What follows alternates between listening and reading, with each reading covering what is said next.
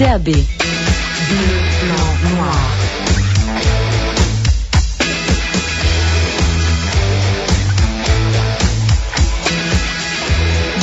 Sur France Bleu Limousin, c'est de 19 à 20h ce soir. Nos invités, Damien Neveu, le demi-mêlée corrézien qui était formé au club et qui est parti à La Rochelle, revenu cette année, et Gaëtan Germain que nous avons reçu assez récemment dans Bleu Blanc Noir et qui revient ce soir en tant que meilleur réalisateur du championnat. Alors bien sûr, nous allons parler du top 14, la venue de Toulon samedi, mais aussi du challenge européen, ce quart de finale qui se jouera à Bath début avril. On va revenir bien sûr un petit peu sur le parcours de ces deux joueurs, parler avec eux, découvrir un petit peu ce qu'ils aiment. Bleu Blanc Noir, nous sommes ensemble jusqu'à 20h. France Bleu Limousin, radio officielle du CAB. Alors autour de la table ce soir, nous avons donc Damien Neveu et Gaëtan Germain. Bonsoir messieurs. Bonsoir. Bonsoir. Un petit jeu juste comme ça, comment vous prononcez le nom de l'équipe que Brive va jouer début avril en quart de finale européen? Bath. Bath. Bien. Autour de la table aussi Michael Nicolas. Oui, moi je ne prononce pas. Vous n'essayez même pas. Bonsoir. Bonsoir. Et Christophe Tasté. Eh ben moi j'ai peur de me prendre des baffes, donc non. C'est bien trouvé, c'est bien trouvé, waouh. Les nuls ont apprécié. Jouer les Anglais, donc à Bath. C'est un peu particulier toujours pour des Français, il y a toujours un petit goût de crunch, même si c'est en équipe, de jouer comme ça. Ouais, jouer une équipe anglaise de toute façon de manière générale c'est toujours difficile, d'autant plus chez eux. Ouais, et puis quand on regarde le parcours de cette équipe depuis le début de saison, voilà, on voit qu'il y aura une grosse concurrence, mais bon, on n'est pas inquiet, on aura à cœur en tout cas d'en découdre pour ce quart de finale. On va y revenir bien sûr. Ce soir dans Bleu Blanc Noir, nous recevons donc Damien Neveu et Gaëtan Germain. France Bleu Limousin, radio officielle du CAB.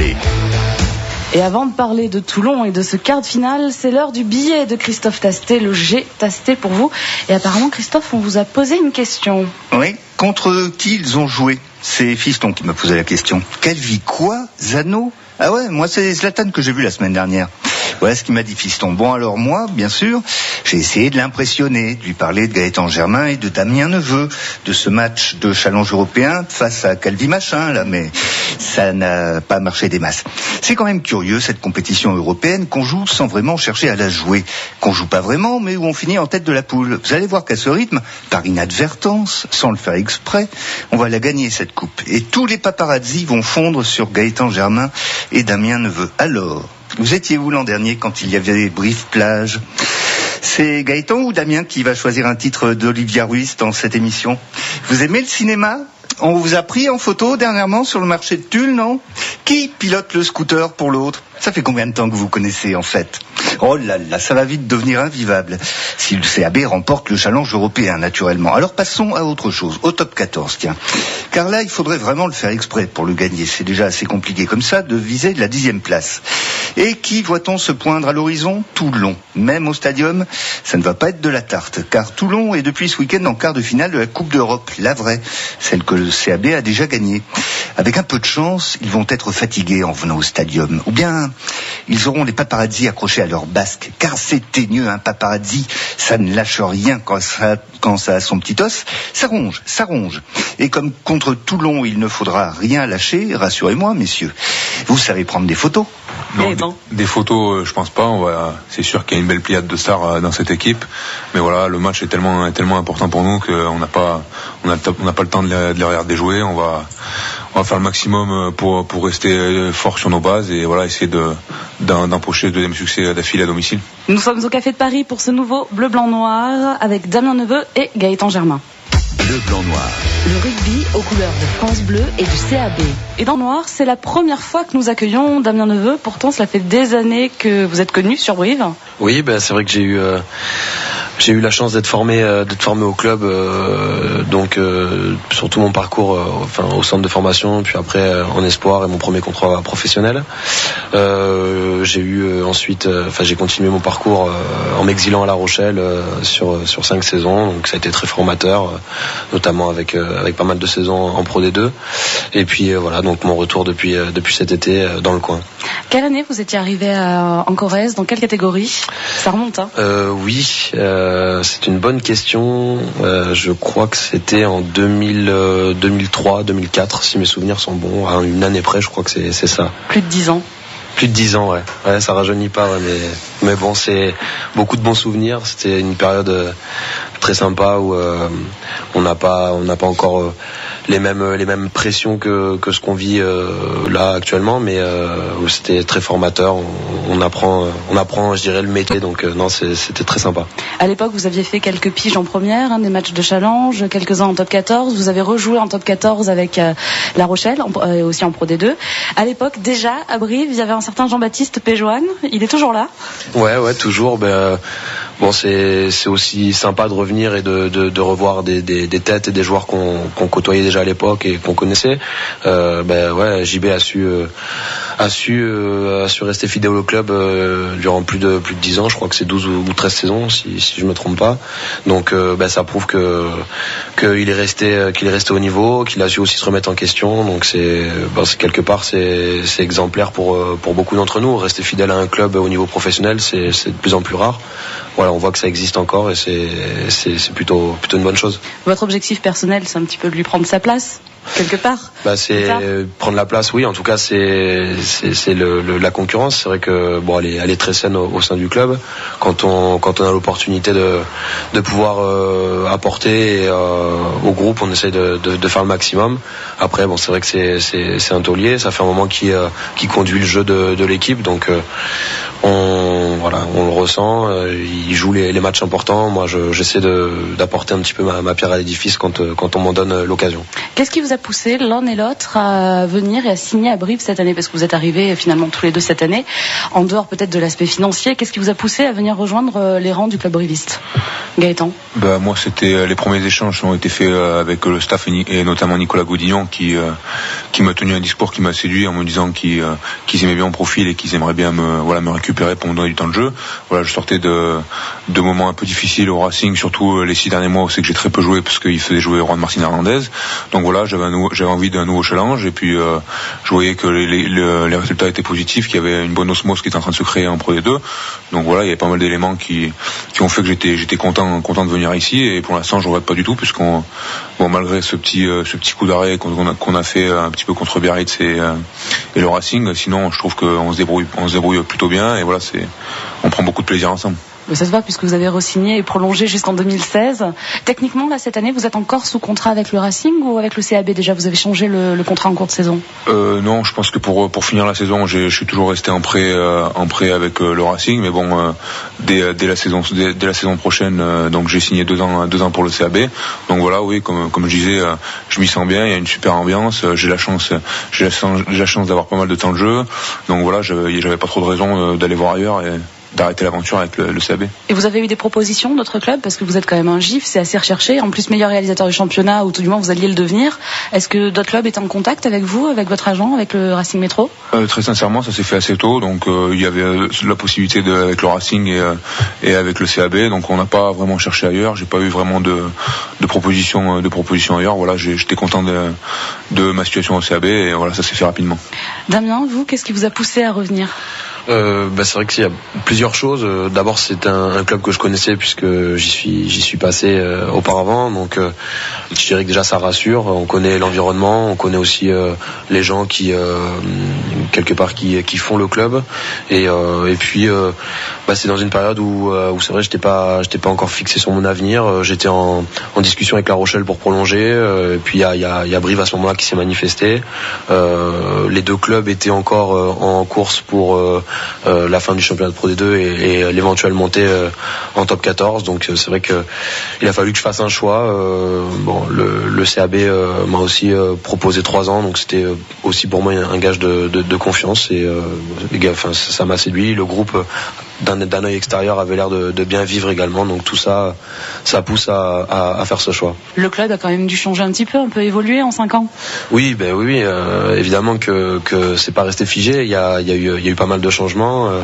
Déjà au niveau du staff, puisque même si je connaissais notamment Didier Casadei pour l'avoir eu comme entraîneur en espoir, il y a Nicolas Gaudignon qui s'est imposé en manager, Philippe Carbonneau aussi qui amène son savoir sur les lignes arrières. Donc déjà d'une part, d'un point de vue staff technique, et puis après même, c'est vrai dans le club, il y a eu de l'évolution, et bon, tout ça aussi c'est positif. Gaëtan, peut-être on va revenir juste sur le dernier BBN que nous avions enregistré, que vous aviez enregistré à l'époque avec Jérôme Osterman. Vous nous aviez parlé à l'époque que vous veniez de changer un petit peu votre façon de tirer les pénalités. Ça venait juste de se faire et ça marchait plutôt bien à ce moment-là. Vous en êtes où aujourd'hui? Est-ce que ça marche toujours aussi bien? Comment vous vous sentez vis-à-vis du tir? Ouais, changer en fait, c'était juste que je prenais un petit peu plus de temps qu'auparavant. Donc en fait, pour rentrer un petit peu dans les détails, j'avais 3 cycles de respiration. Maintenant j'en utilise 5 parce que j'avais l'impression de faire les choses un petit peu rapidement, et j'avais observé qu'il y avait des très bons buteurs qui prenaient un peu plus de temps. Donc voilà, j'ai essayé ça et depuis je l'ai gardé, et voilà. Ça marche bien? Bon, ça marche bien, ça dépend des matchs, mais bon, globalement, je suis assez content. On va parler un tout petit peu du challenge européen avant de passer le premier morceau du jukebox. Bath, c'est l'équipe que vous allez affronter en quart de finale. ADI et Philippe Carbonneau ont joué cette rencontre. Ils étaient en finale, ils étaient sur la feuille de match, l'un bien sûr en pilier, l'autre en demi de mêlée. Ils vous en ont parlé un petit peu là de cette équipe? Ils ont eu le temps de vous en parler un petit peu là avant de venir? Non, très franchement, on n'a pas du tout abordé la question, parce que c'est vrai que déjà c'est tout frais, finalement. L'affiche elle est sortie hier, donc non, et puis là je crois que c'est pas la priorité. Il y a Toulon qui se profile, et il y aura suffisamment de matière, je pense, pour préparer le match de ce week-end. Donc je pense qu'ils nous en parleront, mais en temps voulu. Je dirais que chaque chose en son temps. Même si Bath c'est loin, ça sera quand même dans 10 rencontres, mais on va en reparler dans un instant, et tout de suite on va écouter la première musique, le premier choix. Alors Gaëtan Germain, alors pourquoi ce choix, Gaëtan? Non, Stromae est quelqu'un que j'aime bien, et puis cette musique me plaît bien, donc je l'ai mise tout simplement. Il y en a un qui est mort de rire aux côtés de Gaëtan. Non, mais c'est quelqu'un qui l'aime bien, parce qu'il l'a rencontré plusieurs fois. Je le connais bien. Non, mais je crois que le titre parle de lui-même. C'est quoi? C'est ta fête? Ta fête. La fête. La fête. C'est ta fête, on va te faire ta fête. Enfin bon, bref, on passe sur les paroles. Bleu, blanc, noir, c'est jusqu'à 20h sur France Bleu Limousin. Nos invités ce soir, Gaëtan Germain et Damien Neveu. Bleu Limousin, radio officielle du CAB. Allez, c'est le moment de parler du challenge européen et de cette qualification pour les quarts de finale. Et cette qualif, elle a été acquise en Angleterre, à Newcastle. Première question peut-être avant de parler avec vous de ce match, Damien. Match au cours duquel vous avez été le meilleur joueur par le RP. On va peut-être poser la question à Gaëtan. Vous étiez où pour cette rencontre, et comment on peut suivre je suppose que vous regardiez la télé, mais à quel point vous suivez? Vous êtes derrière les copains, vous les encouragez, vous êtes très expressif à ces moments-là? J'étais chez moi tranquillement sur mon canapé, j'avais mis le match sur internet, sur l'ordinateur. Voilà, après les conditions étaient très difficiles, mais voilà, dans un match un peu couperé qui était très serré et très important pour la suite de la compétition, on a su être le plus réaliste et gagner ce match, et voilà, c'est super pour la suite, et ce quart de finale en Coupe d'Europe est une très belle chose. Vous êtes surpris qu'ils aient réussi à obtenir cette qualif? Surpris non, mais après c'est vrai que voilà, le match à Newcastle qui était un petit peu la finale du groupe à l'extérieur, voilà, dans ces conditions-là, c'est vrai que je pense qu'il était très difficile de réussir à s'imposer, et voilà, c'est une bonne chose. Voilà, comme je dis, on a su être plus réaliste qu'eux dans des conditions difficiles, et voilà, c'est très bien. La seule chose que vous pouviez gagner face à Calvisano, peut-être encore, vous n'aviez pas votre destin entre vos mains, c'était peut-être recevoir ce quart de finale, et ça s'est joué samedi soir sur ce match de Biarritz face à Sale. C'est vrai que on voulait, on savait qu'on n'avait pas vraiment notre destin en main. Il fallait de toute façon que nous on mette minimum de 4 essais pour avoir le point de bonus offensif. C'est ce qu'on a fait. Donc en tout cas, nous on s'est donné les moyens. Après, il y avait un paramètre qu'on maîtrisait pas, c'était ce match de Biarritz, et ça nous a pas souri. C'est vrai que c'est dommage, parce que ça aurait été, je pense, une belle récompense pour ce groupe, et puis pour le public qui aurait pu vivre un bel événement. Voilà, ça aurait été une belle fête pour le club. Bath, je vais me tourner vers Michael Nicolas. C'est quand même un gros morceau du championnat anglais aujourd'hui, un gros morceau aussi du challenge européen, parce qu'ils sont tout simplement invaincus en ayant cumulé pas mal de bonus offensifs. Oui, alors ils avaient peut-être aussi une poule légèrement plus abordable. Alors le CAB a raté un peu son début à Calvisano, donc on peut dire qu'ils se sont savonnés la planche un peu tout seuls, mais c'est vrai que Bath, c'est une équipe cette saison qui tourne bien. 6 matchs, 6 victoires, c'est 28 points pris sur 30 possibles en challenge, et puis c'est surtout 8 victoires en championnat, en 12 journées de championnat de première chip. Les seules défaites, c'est à l'extérieur, chez les Saracens, à Northampton et à Sale, qui après des années un peu plus difficiles retrouvent un peu d'allant quand même. Et puis un match nul à Leicester. Donc bon, les dernières défaites à domicile. Alors c'est possible d'aller gagner à Bath. Le Stade Français l'a fait l'année dernière en challenge justement. Mais c'est vrai que cette saison, c'est une équipe qui a trouvé la bonne carburation. Et puis voilà, on l'a vu. Alors même si les Bordelais avaient plus rien à jouer dans le dernier match et que eux aussi faisaient tourner, mais enfin c'est un peu le cas de toutes les équipes françaises et ça n'a pas empêché Brive de se qualifier. Ils ont pris l'UBB, elle a pris 54 points là-bas. Donc on peut penser que sur un quart de finale, l'écart sera quand même moindre, mais ça montre l'ampleur de la tâche et qu'il faudra vraiment une équipe corrézienne extrêmement disciplinée, volontaire et bien organisée pour contrer ce jeu. Un jeu anglais toujours appuyé sur une bonne conquête en général. Des ballons portés, on l'avait vu encore avec Newcastle, et puis du jeu direct. Donc voilà, en mois d'avril, on peut penser qu'ils voudront garder le ballon et puis essayer de jouer pour étirer les défenses. Si le CAB défend comme contre Newcastle ou comme il le fait un peu depuis le début de saison, il aura une petite chance et il faudra essayer de la saisir au maximum. Ce groupe pour le challenge ira jouer le quart de finale à Bath, mais vous y allez avec quel objectif concrètement ? Concrètement, comme tout bon sportif et compétiteur qui se respecte, on va aller jouer ce match pour le gagner. C'est un quart de finale, ça se galvaude pas. Après, on partira pas favori, c'est clair. C'est cette équipe de Bath, je crois qu'elle met 30 points de moyenne à toutes les équipes qu'elle rencontre chez elle. Donc c'est qu'elle a des arguments qui prouvent que elle aussi elle a sa place en quart de finale. Maintenant, on va essayer au moment venu, on préparera ce match le plus sérieusement possible et en mettant une stratégie adaptée pour pouvoir les contrer. Et si vous gagnez ce match là-haut, vous jouerez encore derrière dans la foulée, probablement en Angleterre, même plus que probablement, puisque ce sera Londres ou Gloucester. Et donc du coup, vous n'avez pas été très favorisé par ce tirage au sort.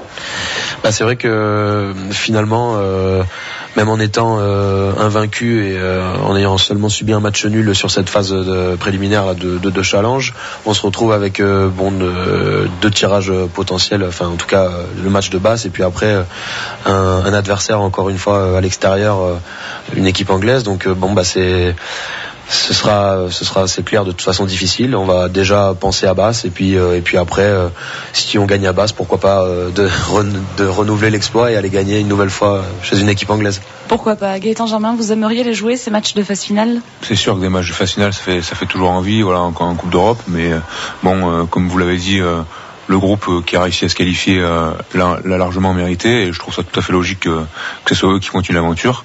Donc nous on va les soutenir, on va essayer de faire un maximum pour les préparer. Et puis voilà, après ça reste du sport, tout est possible.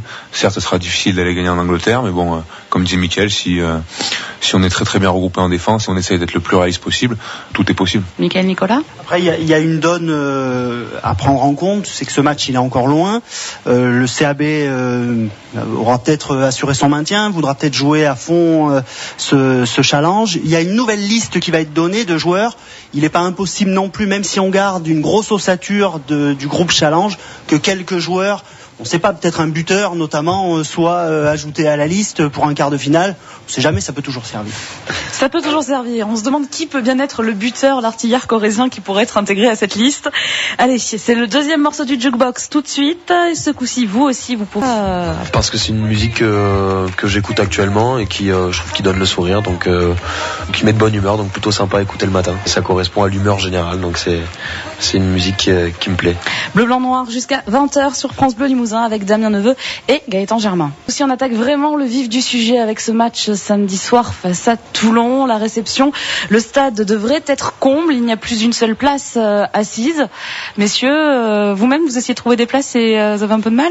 Oui, moi il me manque 2 pour mon père, Gaëtan. Donc j'aimerais bien les trouver. Il me reste encore quelques jours pour les trouver, mais après voilà, c'est une super chose que le stade soit plein. Voilà, ça devrait être un bon moment. Après c'est à nous de faire les choses comme il faut sur le terrain pour pouvoir faire une belle fête comme on a pu voir depuis le début de saison. Mais voilà, on va avoir besoin du soutien de tout le public, parce que voilà, ça nous aide vraiment, surtout dans des matchs comme ça contre l'Ogre toulonnais où on sait que ça va être très difficile. On va faire le maximum pour que ça soit une belle fête pour tout le monde. Toulon, ça représente quoi pour vous? À Toulon, c'est je crois qu'à chaque poste ils ont l'un des meilleurs joueurs, de ce qui se fait de mieux, un des meilleurs joueurs du monde à chaque poste. Donc c'est assez simple, hein, c'est une somme de stars. Donc on voit que ça, leurs résultats en Coupe d'Europe, en Heineken Cup, c'est une machine, quoi. C'est assez impressionnant. Après, ils ont aussi par moments des faiblesses. On a vu qu'ils avaient perdu notamment leur match chez eux contre Grenoble. Voilà, c'est une équipe qui est pas à l'abri parfois de déjouer un petit peu. Donc c'est des motifs aussi d'encouragement pour essayer de les faire déjouer samedi. Tout à l'heure, Christophe Tastet vous demandait si vous alliez prendre des photos pendant le match. Est-ce qu'il y a quand même, vous y pensez peut-être à un moment donné ou pas du tout?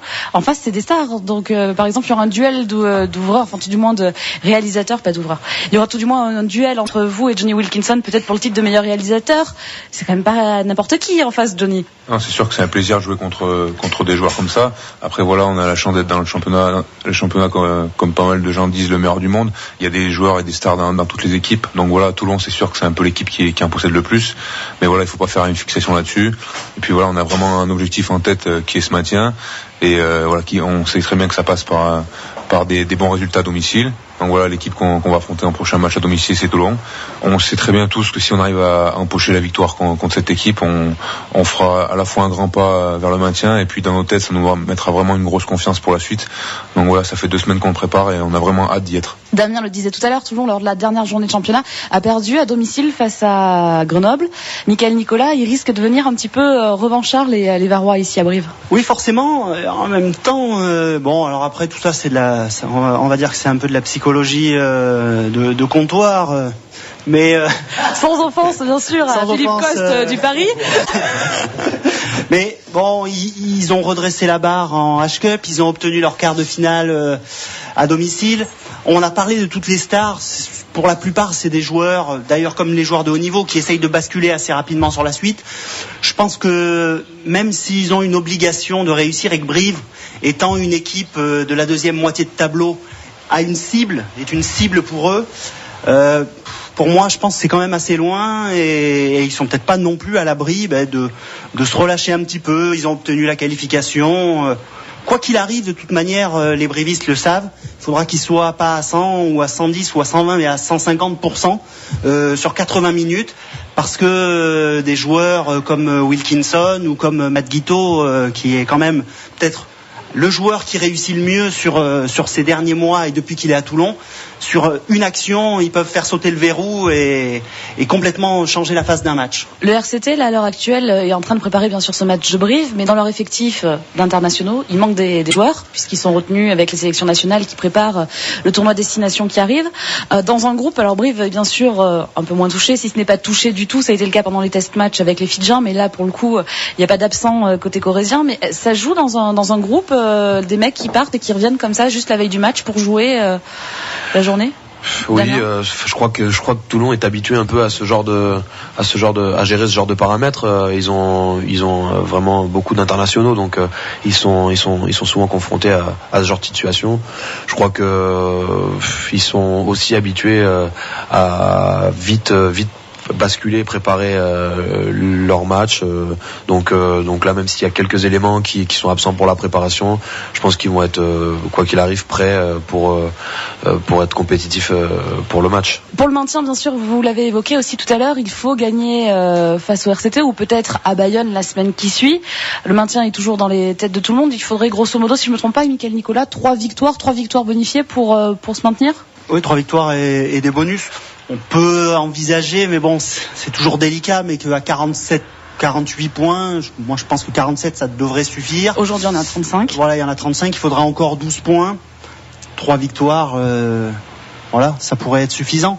Commencer par Toulon, peu importe l'ampleur, enfin la difficulté de la tâche, ce serait quand même un signal fort parce que Gaëtan en a reparlé tout à l'heure, il y a eu Biarritz. Alors Biarritz a été dépassé par le match nul du Racing, puis par la victoire contre Montpellier. Mais ça remarquerait un peu les esprits avant de recevoir des équipes comme le Stade Français ou Grenoble, qui à ce moment de la saison, si elles continuent de tourner aussi bien à domicile pour Paris ou Grenoble, auront peut-être moins besoin d'aller chercher des points à l'extérieur, parce qu'encore une fois, c'est deux équipes qui ont déjà pris pas mal de points à l'extérieur, et ça mettrait Brive en position de force pour accueillir psychologiquement, mentalement, et aussi par rapport à des adversaires qui ce jour-là auraient peut-être un petit peu moins de pression du résultat. Et donc, voilà, hein, il faut pas se mentir. Toulon, c'est un très très gros match. Il y aura rien de dramatique pour Brive. Il y aurait rien de dramatique pour Brive à perdre ce match. Mais ce serait un super coup que d'arriver à le gagner. Gaëtan, un match comme celui-là, ça peut être tendu, ça peut être ouvert. Sur quoi ça va se jouer pour vous ? C'est délicat d'annoncer les clés du match. Après voilà, on est encore en hiver, ça sera samedi soir à 20h30, fin janvier, donc voilà, on ne se fait pas trop d'illusions sur les conditions. On sait que le ballon aura très grande chance d'être glissant. Donc voilà, un peu comme sur les derniers matchs qu'on a fait durant l'hiver, je pense que la gestion du jeu au pied sera primordiale, déjà être très très précis, très efficace là-dessus. Après voilà, le combat devant, être discipliné, être très bon en conquête. Voilà, je pense que ce sera des éléments qui feront que l'équipe qui domine là-dessus aura de grandes chances de l'emporter, quoi. On parle donc des clés du match là avec Gaëtan Germain. Daniel Dargentat, d'ailleurs une question pour vous, est-ce que la mêlée sera un secteur clé, une phase très importante du match, une phase décisive samedi soir ? Oui, voilà ce que je disais, la conquête en particulier la mêlée, notamment on a vu sur les derniers matchs que Toulon s'est retrouvé un peu dans ce secteur-là, notamment sur le match de Cardiff où c'est qu'ils ont été impressionnants. Donc voilà, nous après on a nos arguments aussi de notre côté, donc on va essayer de rivaliser à ce niveau-là, et puis après si l'équipe qui arrive à obtenir des pénalités et mettre des points grâce à ce secteur aura déjà marqué pas mal de points pour le match. Sur des matchs comme ça, on le comprend, le pied d'un joueur qui est capable de passer un certain nombre de pourcentages au pied. Aujourd'hui, il me semble que vous avoisinez les 75% au pied dans vos tentatives, Gaëtan. Le fait d'être meilleur réalisateur du championnat, c'est honorifique ou quand même vous regardez un petit peu le classement de temps en temps pour savoir qui est devant, qui est en tête Non, c'est honorifique et puis en même temps c'est anecdotique puisqu'on peut voir que ça change de week-end en week-end, ça change parce qu'on est assez regroupé. Mais voilà, ça c'est plus à mettre de côté. Vraiment, ce qu'on a en tête, c'est l'objectif collectif et c'est ce maintien qui, si jamais on arrive à l'obtenir, sera vraiment une grande délivrance et on pourra vraiment être fiers de nous, quoi. Michael Nicolas, une question, une réaction ? Oui, une petite réaction. C'est logique que ce soit honorifique pour Gaëtan parce que bon, avec Pierre Bernard, Brock James et Johnny Wilkinson, voilà, c'est assez serré. Il reste encore beaucoup de matchs. Ce qui est sûr et certain, c'est que ça a un impact sur ses coéquipiers. Alors, ça lui met un peu de pression quand on dit ça, mais bon, c'est toujours mieux d'entrer sur le terrain quand même en sachant qu'on a quelqu'un qui peut passer des points, et puis ça fait toujours aussi peur à l'adversaire parce que tout Toulonnais, même toute star qu'il soit, les Toulonnais, ils savent que s'ils font des fautes et des fautes bêtes, et ils sont pas à l'abri d'en faire et ils en font. Le match de Grenoble l'a prouvé sur cette interception de la fin de match. Eux aussi peuvent être sanctionnés. Donc c'est un atout. Allez, c'est le moment du troisième morceau ce soir du Jukebox. C'est un choix, si vous avez bien deviné, de Damien Neveu. Pourquoi ce choix, tout simplement ? Comme vous l'avez dit, ça fait partie de la BO du film Django de Tarantino. C'est un film que j'ai particulièrement apprécié et également la BO qui était de qualité et cette chanson aussi. Donc voilà, c'est une chanson que j'aime écouter, et notamment avec mon acolyte de chambre Guillaume Namy aussi, qui est amateur de cette chanson. Donc voilà, c'est un peu symbolique. C'est une chanson d'avant-match ? Ouais, ou de détente, voilà, tranquille. Quand on est posé dans la chambre, on aime bien écouter ce genre de musique. Guillaume Namy, avec qui vous jouiez déjà aux Espoirs à Brive, sous les ordres de Didier Casadelli, toute une équipe qui se reforme avec Fabien Laurent aussi. Bleu, blanc, noir, c'est jusqu'à 20h avec Damien Neveu qu'on vient donc d'écouter. Plus polémique, entre guillemets. On va déjà parler de l'arbitrage, un peu comme d'habitude. Première question peut-être pour Michael Nicolas. Vous aviez envie d'en parler à l'instant. Sébastien Mineri, arbitre samedi face à Toulon. Et Toulon sort quand même de certains démêlés avec l'arbitrage qui sont pas vraiment passés inaperçus. Oui, c'est vrai que... Ça va jouer. C'est vrai que, bon, il y a eu...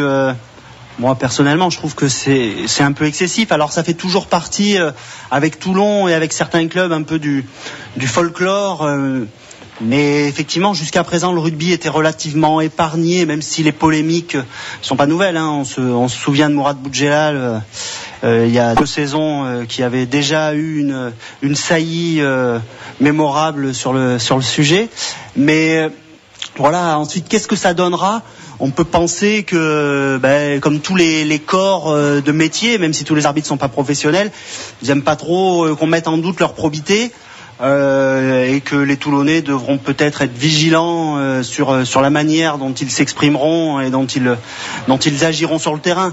Après, Sébastien Mineri, il commence à avoir un petit peu d'expérience et je ne doute pas qu'il réussira à faire la part des choses. Ce qu'on peut dire, c'est que pour le moment, c'est un arbitre qui réussit assez bien au CAB, puisqu'il avait arbitré la finale de Pro D2 et que depuis, il est revenu notamment pour arbitrer Bordeaux et pour arbitrer le match contre Perpignan, et ça s'est soldé par 2 victoires. Alors, s'il suffisait de l'arbitre pour gagner un match, ça se saurait. Des fois, il suffit d'un arbitre pour le perdre. Mais voilà, ça fait partie. C'est vrai qu'ensuite, cette polémique, elle est juste. Elle est excessive. Les retombées m'ont paru logiques parce que je trouve pas normal qu'un arbitre soit attaqué à ce point et qu'on fasse pression à ce point sur le corps arbitral. Surtout quand on est Toulon et que sur le match contre Grenoble, ils menaient, ils avaient les moyens de le gagner autrement ils sont quand même dans le haut du classement, ils sont champions d'Europe. Ils ont peut-être d'autres choses à faire. Comme l'a dit lui-même d'ailleurs Laurent Cardona, ils pourraient peut-être d'abord balayer devant leur porte avant de s'en prendre aux uns et aux autres. Que des petites équipes se sentent parfois flouées. On se souvient de Laurent Marty qui s'est exprimé là-dessus. Je me souviens plus après quel match, mais assez récemment en disant que il comprenait pas du tout. On peut comprendre qu'une équipe qui joue le maintien soit un peu plus à cran sur certaines décisions qu'une équipe qui joue le haut du tableau, même si à ce niveau-là et compte tenu des enjeux, voir basculer des matchs sur des erreurs d'arbitrage, c'est toujours difficile à digérer, et surtout pour des joueurs. Un arbitre surveillé samedi, vous y croyez, vous, tous les deux, Gaëtan, Damien? Après, comme disait Mickaël, on pourrait espérer qu'il y ait un petit peu de solidarité entre les arbitres et que ils laissent pas passer grand chose pour les Toulonnais, mais bon, j'y crois pas trop. Nous, il faut pas qu'on y fasse attention, qu'on se concentre vraiment sur les choses qu'on a à faire, sur l'objectif qui nous attend et qui est très dur à aborder. Voilà, on met ça de côté, on n'y pense pas trop. Plusieurs joueurs ont re-signé. On va passer maintenant sur la partie prolongation et transfert. Il y en a 4 en tout qui ont donc prolongé avec le club pendant 2 ans. Guillaume Nami, Thomas Larangera, Hugues Briat et Malakai Bakaniseva. Le CAB poursuit dans la continuité, Mickaël. Oui, on le répète, les staffs un peu partout le répètent, c'est le premier recrutement, c'est d'abord de réussir à conserver ses joueurs. Alors pour les dirigeants, ça a d'abord été de conserver le staff, de le prolonger, mais c'est vrai que ça s'est bien enchaîné jusqu'à présent avec pour la plupart des joueurs, des joueurs qui avaient des sollicitations extérieures. Donc ça montre, c'est le reflet de la bonne ambiance qu'il y a au sein du groupe, au sein du club. Et puis d'une ossature stable pour construire la suite. C'est toujours quand même un petit peu plus facile quand on n'a que quelques éléments extérieurs à aller chercher pour ajuster un groupe que quand on doit soit à la va-vite, soit pour cause de départ ou pour cause de joueurs un peu âgés, renouveler énormément un effectif. Les Brévistes, ils sont dans la continuité au niveau du jeu et aussi en termes de management. Et c'est une chose extrêmement positive. Et je pense qu'au sein du groupe, sportivement aussi, dès maintenant, ça a un impact. Parce que là aussi, c'est un peu facile de dire ça, mais des joueurs qui partent, on le voit à Biarritz, Bayonne, il y a plein de joueurs en fin de contrat qui savent pas quel va être leur avenir. Là, tous les joueurs qui restent, ils veulent se maintenir. Donc forcément, ils vont tout donner sans se poser aucune question. Puis un effectif plutôt stable pour vous, ça veut dire que vous allez jouer avec les mêmes l'an prochain. Les automatismes vont aussi prendre de plus en plus de force. Ça joue, ça compte, tout ça? Je crois que oui, la stabilité d'un groupe c'est important. C'est déjà pour l'objectif de fin de saison, comme le disait Mickaël, c'est important que les joueurs qui vont s'investir pour le maintien soient encore au club l'an prochain. Donc ça va être en grande majorité le cas. Et puis c'est important de travailler dans la continuité pour qu'il y ait une réelle identité dans ce groupe et pouvoir la faire partager aux éventuels recrues. On a fini ou presque notre bleu, blanc, noir ce soir. C'est la place et le moment et l'heure des cartons. Et on va poser la première des questions. On va donner la parole, tendre la perche à notre notre ami Christophe Tastet. Carton blanc à moi-même pour avoir décidé de ne pas décerner de carton noir cette semaine. Je suis trop gentil. Et carton noir à moi-même parce qu'il est complètement bidon ce carton blanc. Ça, c'est le moins qu'on puisse dire. Michael Nicolas. Le carton noir et le carton blanc vont se répondre. Le carton noir, ça va être pour le nul de Brive à Calvisano, puisqu'il, en fin de compte, il l'amène à se déplacer en quart de finale. Et le carton blanc, ce sera pour la progression de l'équipe bis, entre guillemets, ou de ce groupe challenge européen qui a su se construire et finir par mettre 30 points à cette même équipe de Calvisano et à gagner à Newcastle. Donc, il n'y a pas que l'équipe top 14, ou en tout cas, c'est un groupe dans son ensemble qui progresse. Et on l'a vu au travers de la phase de poule d'Ameline Cup. Gaëtan Germain. Carton noir pour les deux blessures qu'on a eu hier de Thierry Dussautoir et Sofiane Guitoun. Voilà, c'est un gros coup dur pour l'équipe de France qui perd 2 joueurs et notamment leur capitaine et leur leader. Et carton blanc pour l'équipe de France de hand qui fait un très bon début d'Euro, pour lequel je prends beaucoup de plaisir à regarder depuis des années. Et voilà, je leur souhaite beaucoup de réussite pour la fin des championnats d'Europe. Et on va conclure avec Damien Neveu. Mon carton noir ira à Gaëtan Germain pour ses choix musicaux que j'ai trouvé très moyens, et mon carton blanc je dirais pour cette qualification en quart de finale du challenge européen qui est une très bonne chose pour ce groupe et qu'on espère en tout cas être à la hauteur à Basse. Un carton noir un peu prémédité. Ouais, c'est vrai que je dois avouer que je l'avais bien réfléchi quand même. Alors je donne plus de carton depuis quelques émissions, mais je vais vous le mettre, Damien, juste pour la préméditation sur le carton précédent. Très bonne initiative. Le prochain rendez-vous sport, ça sera encore du rugby, bien sûr. Samedi soir, la retransmission en direct du match contre Toulon. À mes côtés pour commenter, vous retrouverez Olivier Quessot, le deuxième ligne du CAB. Merci messieurs de vous être joints à nous. Damien Neveu, Gaëtan Germain ce soir présent à nos côtés, Michael Nicolas du journal partenaire La Montagne, Christophe Tastet de France Bleu Limousin, Pierre Rousseau à la technique et Jérôme Bessé en studio. Vous retrouverez les infos dans quelques instants après le dernier choix musical. Vous l'aurez compris, c'est Gaëtan Germain qui a fait ce deuxième choix.